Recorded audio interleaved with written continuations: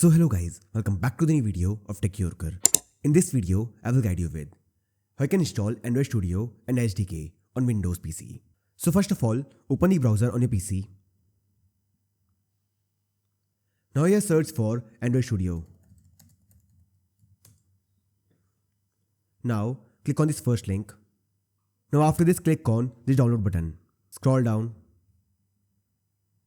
Accept the terms and conditions and click on this download button. And now this will start downloading the file. Wait until the process is completed. And now the file is downloaded. Click on this icon. Now here, double click on it to run it. In the UAC prompt, click on yes. Click on next. Click on next again. Click on next. Now click on install. And this will start installing Android Studio. Once done, click on next. Click on finish. Click on don't send. And this will launch Android Studio Setup Wizard. Click on next. Click on next again. And now this will install emulator and SDK.